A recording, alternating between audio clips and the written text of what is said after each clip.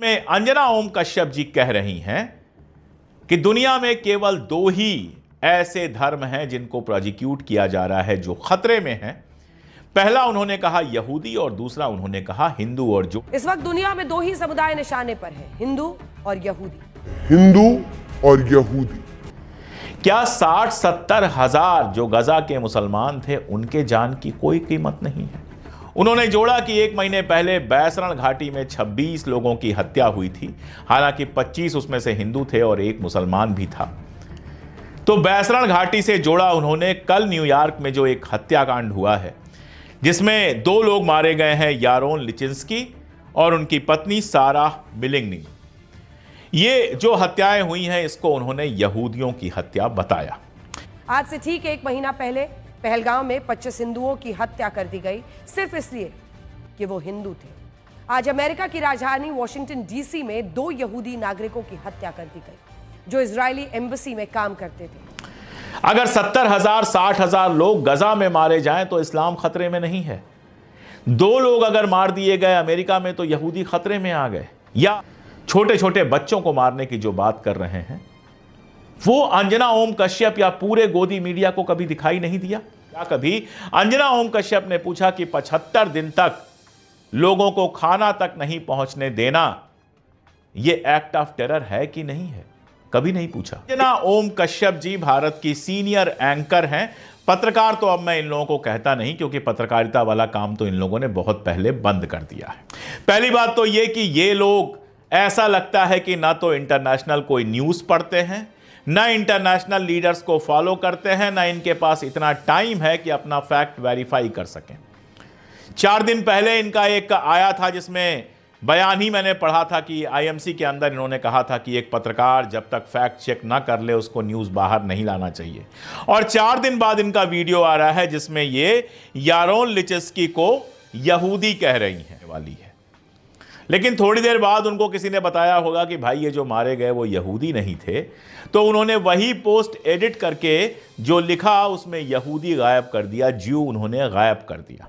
ये अखबार क्या कह रहा है कि यारोन लिचिंस्की जो मारा गया है वो एक जर्मन क्रिश्चियन था, जर्मनी का मूलतः रहने वाला था और ईसाई था, मैसियानिक ईसाई इन लोगों को कहते हैं।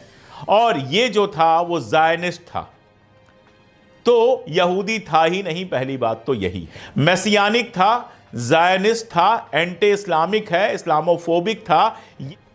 इजराइल की एम्बेसी में, अमेरिका में जो इजराइल की एम्बेसी है उसमें रिसर्च असिस्टेंट का काम करता था। ज्यू नहीं था वो ईसाई। तो सबसे पहले तो अंजना ओम कश्यप जी को अपना यह तथ्य ही सही कर लेना चाहिए था कि जिसको वो यहूदी कह रही हैं वो यहूदी नहीं, ईसाई था। लेकिन अगर अपना तथ्य वो सही कर लेती तो जो उनको इजराइल के समर्थन में और भारत इजराइल के रिश्ते बनाने में जो उनको प्रोपोगेंडा करना है, वो प्रोपोगेंडा कैसे कर पाती? नहीं कर पाती। उसके लिए जरूरी था कि यहूदियों को वो पीड़ित दिखाएं। वो मान लीजिए कि यहूदी ही मारे गए, ज़ायनिस्ट थे, ईसाई थे, मैं आपको बता चुका हूं। लेकिन मान लीजिए 1 मिनट के लिए मान लेते हैं कि अंजना ओम कश्यप की बात सही है, 2 यहूदी मारे गए। किसी का भी मारा जाना कभी सही नहीं होता। एक बात और लगे हाथ बता दूं कि इन दोनों लोगों को मारने वाला कोई मुसलमान नहीं था। उसका नाम है एलियास रोड्रिग्स।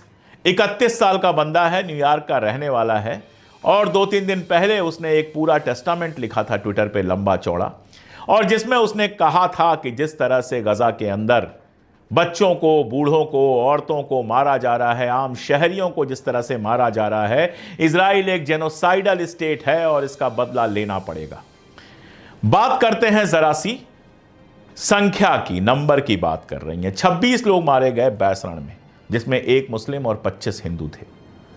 दुनिया में शायद ही कोई ऐसा दरिंदा होगा जिसने इस घटना की निंदा नहीं की होगी। हम सब ने कड़े से कड़े शब्दों में निंदा की और अब भी सरकार से यह सवाल पूछ रहे हैं कि उसके लिए जो 4 आतंकवादी जिम्मेदार थे अब तक पकड़े क्यों नहीं गए। 2 यहूदी मारे गए जो ये कह रही हैं, हालांकि 2 ईसाई थे ये जो मारे गए। इनकी भी मजम्मत और मलामत पूरी दुनिया में हुई है। जेडी वांस हो, क्रैमर हो, ट्रंप हो, इन सब लोगों ने इसकी निंदा की है कि 2 लोगों की हत्या हुई है, एक्ट ऑफ टेरर बताया गया है, क्या क्या किया गया है। लेकिन जरा नंबर्स की ही बात कर रहे हैं तो इनसे पूछ लें कि गजा के अंदर कोई 60 से 70 हजार लोग मारे गए हैं। 10,000 से ज्यादा लोगों के खंडहर रबल के नीचे दबे होने की बात है। 50,000 लोग ऐसे हैं जिनके हाथ या पांव काट दिए गए।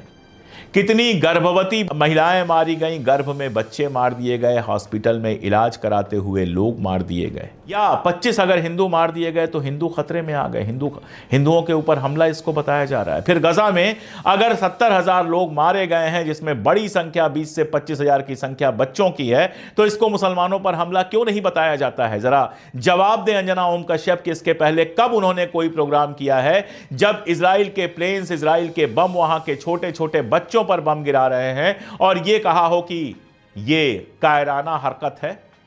गजा के लोगों का मारा जाना, सीरिया के लोगों का मारा जाना, लेबनान के लोगों का मारा जाना, यह सारा कुछ एक्ट ऑफ टेरर नहीं है।